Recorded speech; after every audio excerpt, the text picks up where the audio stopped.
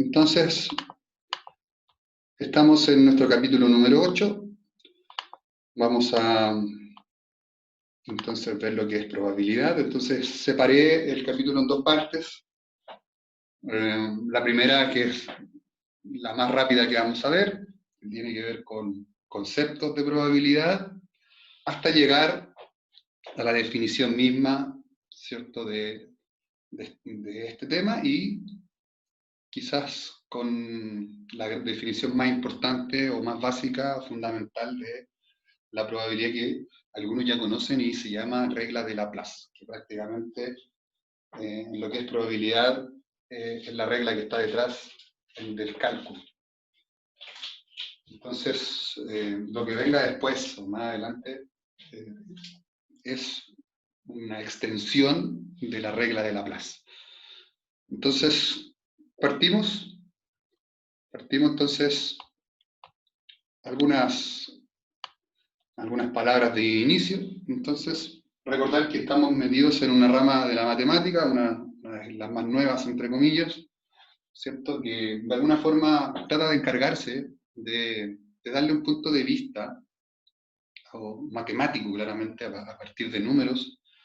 Trata de medir cuál es la probabilidad, la posibilidad de que ocurra un experimento, ¿cierto?, cuando yo tengo que hacer un suceso, cualquier cosa incluso de la vida real, ¿cierto? Me gustaría intentar medir qué tan probable es que ocurra algo, dado un experimento, dado un suceso. Entonces, por ejemplo, yo podría intentar adivinar si mañana va a llover, y me gustaría saber quizás qué tan probable es que llueva mañana. Claramente ahí hay metido otros instrumentos, ¿cierto? Hay distintas cosas que desde el punto de vista de la vida uno quisiera adivinar. El tema del futuro, de la predicción del futuro, es algo que atrae prácticamente a todas las personas, de alguna forma u otra. Y se ha tratado de ver desde muchas formas, incluso las más raras, se ha intentado predecir el futuro, ¿cierto? Desde las más increíbles, y podríamos estar hablando durante muchos minutos respecto a eso, de cómo las personas intentan saber qué es lo que viene para más adelante. Entonces, claramente no podemos saber con certeza muchas de las cosas que van a pasar en un futuro, pero si tenemos datos, y ahí uno se engancha con la estadística, uno dice, bueno, quizás no tengo cómo controlar esto, pero podría, a partir de datos o cierta información, o a partir de ciertas condiciones, yo podría intentar adivinar qué tan probable es que ocurra algo para más adelante.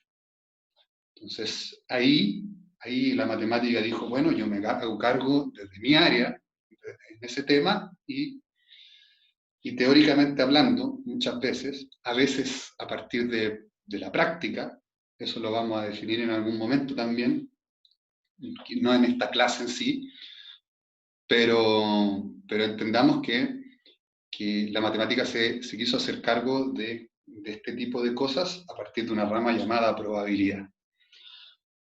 Importante, ¿en qué está basada la probabilidad? Entonces, que me gusta esta frase, que está basada en el estudio de la combinatoria. O sea, claramente hacemos el enganche con el capítulo anterior, y ahí dice que es, bueno, claramente un fundamento necesario de la estadística.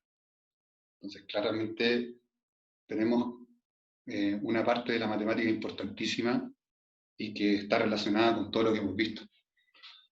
Entonces, con eso, con esa premisa, con ese inicio, podemos empezar el capítulo y podemos empezar a hablar ya de palabras que usamos en probabilidad.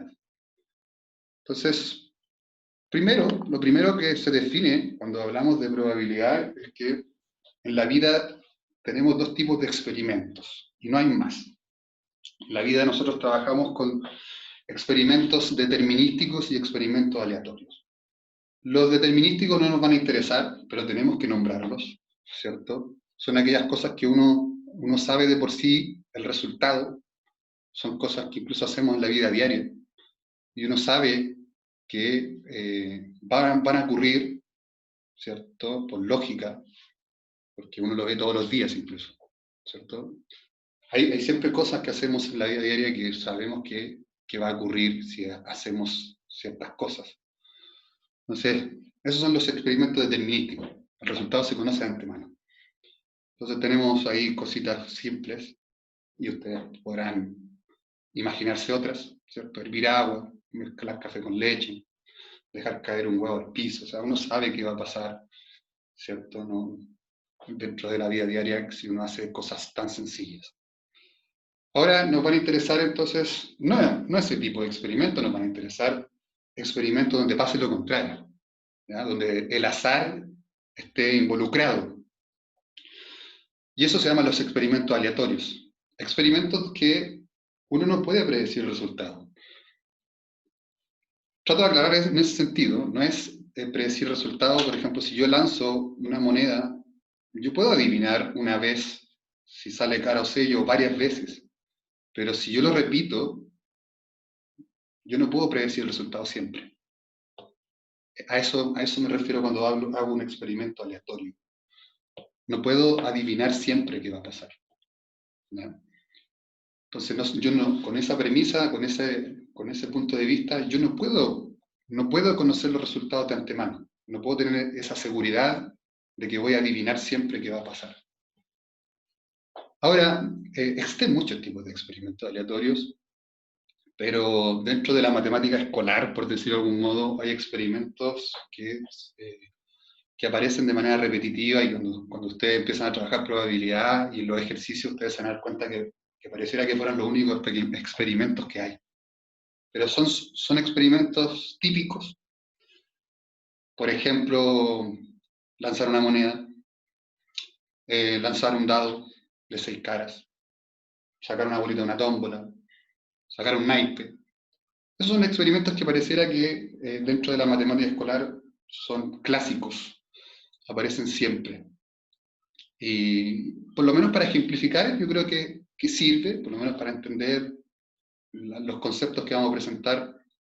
Sí, son respetables, son fáciles de entender, pero claramente no son los grandes experimentos que se basa la probabilidad en la práctica. O sea, entenderán que nadie quiso inventar la probabilidad para estar analizando monedas. O sea, ustedes entenderán que la probabilidad es para tomar decisiones más importantes. Pero acostumbrémonos a que es probable que nos topemos bastante con este tipo de ejercicios, ¿ya? Entonces hay algunos experimentos que había dicho: lanzar un dado de 6 caras, extraer una bolita de una tómbola con bolitas marcadas del número del 1 al 10. Ahora el tercer concepto básico, y aquí también retomando algo que vimos en la clase del jueves pasado, cuando vimos conjuntos, ¿cierto? El espacio muestral es un concepto básico y clave porque cuando nosotros hacemos un experimento aleatorio, tenemos que dominar, por lo menos de manera inicial, o por lo menos tener la noción y entenderla, porque a veces van a ser muchos casos, pero si uno hace un experimento aleatorio, uno debiese tener certeza o claridad de todos los resultados posibles que pueden ocurrir. Y eso se conoce en probabilidad como espacio muestral. Entonces, si por ejemplo yo lanzo una moneda, yo tendré que entender que el espacio muestral es los dos posibles resultados, cara, sello. Eso es el espacio muestral. Si lanzo un dado, ¿cierto? Tendré 6 posibles resultados, que son los números del 1 al 6. En experimentos con pocos resultados, uno debería tener claridad sobre ellos. Quizás con muchos resultados, no tengo quizás la claridad en mi cabeza de memorizar todos los posibles resultados, pero por lo menos tener una noción de cómo serían. Claramente, si yo lanzo 7 monedas, las combinaciones que se forman, ni yo podría acordarme ni podría nombrárselas de memoria, pero yo entenderé que podría generarlas o podría saber cómo se generan. Y yo coloco aquí el ejemplo del espacio muestral del experimento lanzar dos monedas, donde ya cuando uno se da cuenta que hay dos monedas y dos objetos, se empiezan a formar arreglos, se empiezan a formar, no quiero hablar de combinaciones para no confundirlo, pero los resultados de la primera moneda se empiezan a juntar con los resultados de la segunda. Entonces, cada posible resultado, en este caso, sería como combinar el resultado de la primera con la segunda. Entonces ahí, por ejemplo, aparecería cara a cara, cara sello, sello cara, sello sello. Habría 4 posibles resultados en el caso de lanzar dos monedas. Esa es una parte, ¿cierto? Lo que es el espacio muestral, cuáles son los posibles resultados, pero también es súper importante saber contar cuántos resultados posibles tiene un experimento aleatorio, y eso se llama la cardinalidad. Su cardinalidad, o sea, la cardinalidad de un experimento aleatorio, ¿cierto? Que viene dado por este gatito que está aquí. Si el espacio muestral venía simbolizado por la letra omega, la cardinalidad de omega va a ser la cardinalidad del experimento del espacio muestral, mejor dicho, que es cuántos posibles resultados tiene un experimento aleatorio. Entonces, en este caso, hay 4, ¿cierto? Como hay 4 combinaciones, ¿cierto?, de resultados, esa sería la cardinalidad. Entonces, uno se da cuenta que tiene que contar. Entonces, uno se da cuenta que seguramente en esta parte puede estar la combinatoria detrás de esto. O el principio multiplicativo, incluso yendo más en detalle. Después de eso, de definir espacio muestral entonces como los posibles resultados que tiene un experimento aleatorio, nos metemos con algo mucho más específico, que se llama el evento o el suceso. ¿Qué es el suceso o evento?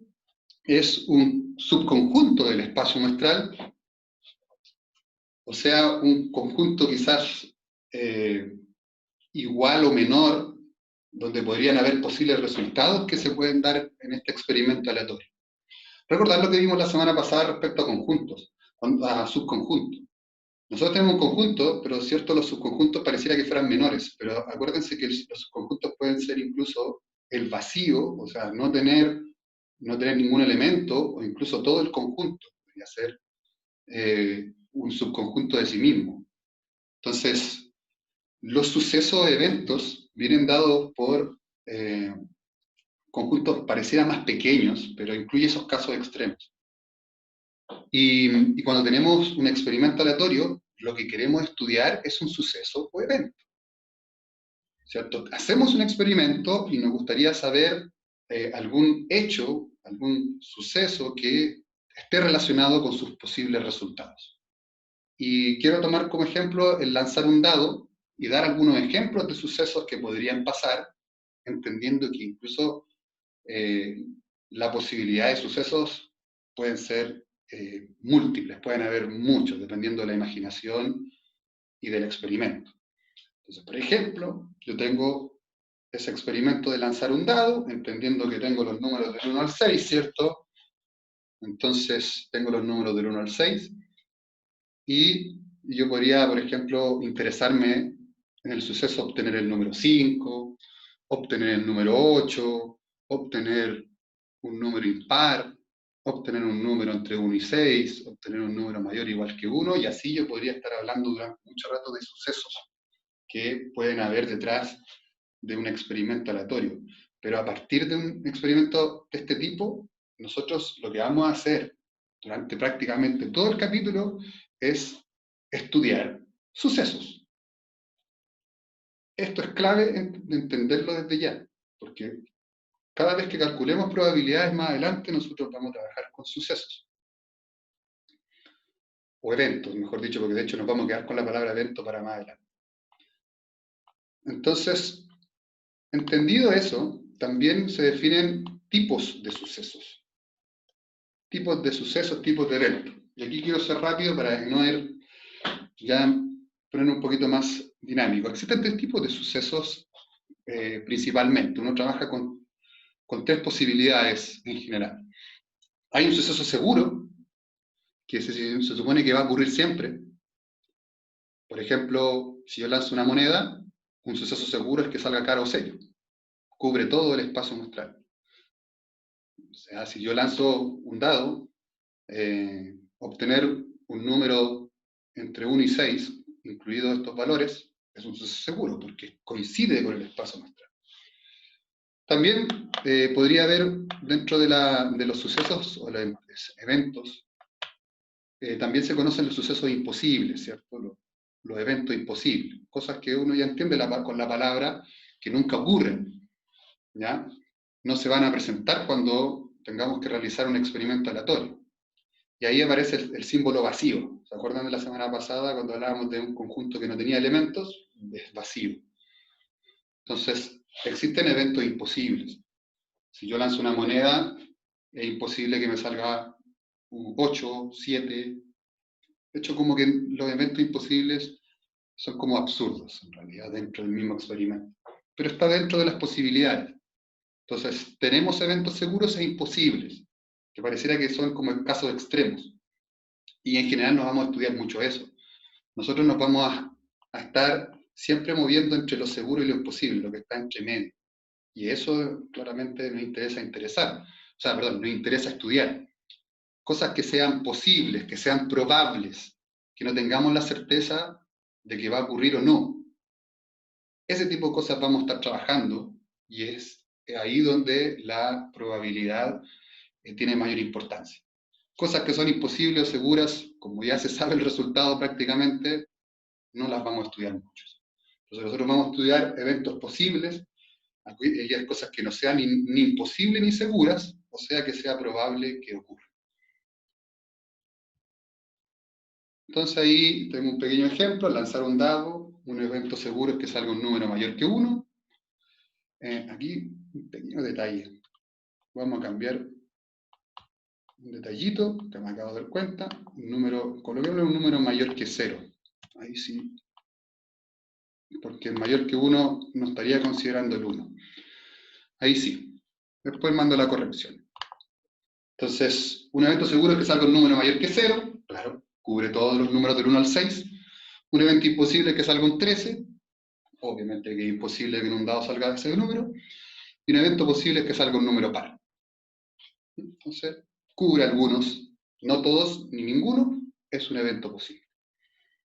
Cumple algunos y otros no. Ahora, importantísimo entender lo que viene a continuación porque es clave para más adelante.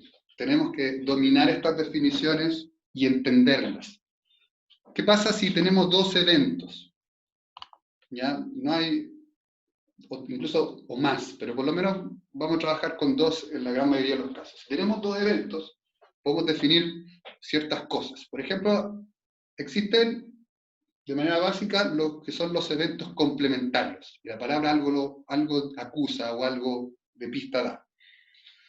Dos eventos son complementarios si juntos forman el espacio muestral.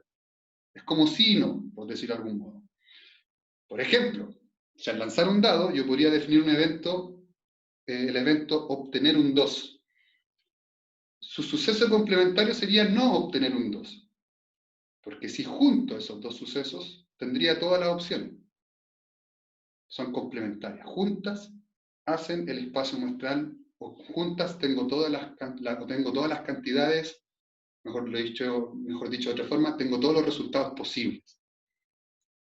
Eso se llaman sucesos complementarios. Y después hablaremos del complemento de un suceso también, incluso en algún ejercicio. Como sí y no. Después, más adelante, también vamos a trabajar lo que son los eventos disjuntos o mutuamente excluyentes. Son aquellos que no pueden ocurrir al mismo tiempo. Entonces, tener claro, ¿cierto?, que hay sucesos que no pueden ocurrir al mismo tiempo. Entonces, por ejemplo, al lanzar una carta de un naipe inglés, si yo tengo por un lado el obtener el número 10 y por otro lado obtener un Kaiser, una K, claramente son dos sucesos que no pueden ocurrir al mismo tiempo. No hay una carta de 10K, por decirlo de algún modo. Hay cosas que no pueden ocurrir al mismo tiempo. Entonces, esos sucesos se llaman disjuntos o mutuamente excluyentes. Vamos a ver más ejemplos sobre mutuamente excluyentes más adelante y ustedes van a ir entendiendo con los ejercicios cuándo ocurre esto. Porque usted tiene que tener claro cuándo ocurre y cuándo no. Porque hay ciertas reglas que se van a cumplir y hay cosas de probabilidad que vamos a tener que trabajar cuando pase esa eventualidad de ser mutuamente excluyentes. Entonces, dos eventos mutuamente excluyentes son dos eventos que no pueden ocurrir al mismo tiempo. ¿Ya? No tienen cosas en común. Después vamos a ver cuándo no son, para que también lo podamos trabajar más adelante. Seguimos con dos eventos. Más adelante también tenemos que tener claro lo que son los eventos independientes. Entonces, son aquellos que el resultado de un evento no se ve afectado por el otro. Entonces, dos eventos son independientes si la ocurrencia de uno no afecta al otro. La ocurrencia del primero no afecta al segundo y viceversa. Por ejemplo, si yo lanzo una moneda dos veces, o lanzo dos monedas incluso, es lo mismo a la larga. Si yo lanzo una moneda dos veces, lo que pase con la primera moneda, el resultado de la primera, va a ser independiente del resultado del segundo lanzamiento, porque no tiene nada que ver una con la otra. El resultado de esta no se ve afectada por el resultado de la segunda. Entonces, ese tipo de cosas son lo que se conoce como eventos independientes. Después, vamos a trabajar también con lo que son los eventos dependientes. Los eventos dependientes, dice ahí, son aquellos en que el resultado del evento sí se ve afectado por el otro, ya sea en un orden temporal. Entonces, por ejemplo, si yo saco dos bolitas de una tómbola, con números, ¿cierto? Que con toda esta tómbola está con bolitas del 1 al 10, y yo no la hago con devolución, si se fijan, no hay reposición de la bolita, claramente el resultado de la segunda bolita, ¿cierto?, va a ser afectado por el resultado de la primera. El hecho en estos ejemplos de que no haya devolución o reposición, uno se da cuenta que el resultado de la segunda no va a ser con la misma probabilidad que la primera. Si se entiende, tengo 10 bolitas. Al sacar la primera bolita, yo voy a tener 10 posibles valores. Pero si yo no la devuelvo, cuando saque la segunda no voy a tener 10 posibles valores, voy a tener 9. Entonces, claramente ahí el resultado de la segunda, ¿cierto?, viene afectado por lo que pasó antes. Entonces, ahí hay dependencia entre los sucesos. Ahí hay eventos que son dependientes uno del otro. Y eso lo vamos a tener que saber dominar más adelante. Yo sé que le estoy dando solamente un ejemplo, por lo menos para que lo vayan entendiendo. Más adelante, cuando hayan ejercicios, vamos a retomar esto y lo vamos a ir aclarando más. Podría estar toda la tarde hablando de ejemplos, pero por un tema de tiempo no lo podemos hacer. Pero es bueno que sepan que este tipo de sucesos los vamos a trabajar. Independientes y dependientes. Con esto, podemos ya empezar a definir lo que es la probabilidad de un evento. Entonces hay que definir primero matemáticamente y hay que buscarle símbolo a la probabilidad. Los eventos en matemática vienen dados por letras mayúsculas. A veces ni siquiera viene dado por una letra, pero muchas veces cuando tenemos que definir un evento, nosotros utilizamos letras mayúsculas para nombrar. Entonces, si A es un evento, desde ahora vamos a tener que utilizar la letra P, que va a significar probabilidad, entre paréntesis el evento mismo. Entonces, esa notación, desde ahora en adelante, va a ser la probabilidad del evento A, o del suceso A, la probabilidad de que ocurra. Entonces, tenés claro que esa va a ser nuestra notación que vamos a trabajar muchas veces cuando tengamos que calcular la probabilidad, cuando tengamos que medirla numéricamente. ¿Cuál es el grado de certeza en que un suceso o evento pueda ocurrir? A partir de esa notación vamos a definir propiedades básicas y con esto terminamos esta primera parte y después nos reconectamos. Lo primero, como propiedades básicas, porque la probabilidad tiene muchas propiedades, pero necesitamos partir por las más sencillas. La primera regla de la probabilidad es que cuando midamos la probabilidad numéricamente hablando, el resultado que vamos a obtener siempre va a ser entre 0 y 1, entendiendo que el 0 es un caso extremo, cuando no hay ninguna probabilidad, entonces uno puede decir, cuando la probabilidad es 0, es porque nunca va a pasar, o sea que el suceso es imposible, o si en el caso extremo vale 1, que sería el máximo valor, es porque el suceso es seguro. Entonces uno podría ya entender que la probabilidad va a ser un número entre 0 y 1, incluidos estos valores. Esa es la propiedad fundamental al momento de definir el cálculo de probabilidades, que siempre vamos a tener números entre 0 y 1. ¿Ya? Y que generalmente nosotros vamos a trabajar en valores entre medio. Y ahí uno puede decir qué tan probable es que ocurra algo o no. Y ahí también viene un tema de interpretación, porque claramente los números pueden ser interpretables de muchas formas. ¿A qué me refiero? Que déjenme darle una observación y se lo explico mejor de otra forma. Agregar que la probabilidad del evento se puede expresar como número decimal, se puede transformar a fracción o incluso como porcentaje. Entonces, cuando lo tengamos que interpretar como porcentaje, esto pasa a ser entre 0 y 100, ¿ya? Pero solamente una interpretación, aquí estoy hablando de números reales como números en sí, no como porcentaje, ¿ya? Entonces, la probabilidad para nosotros va a estar entre 0 y 100.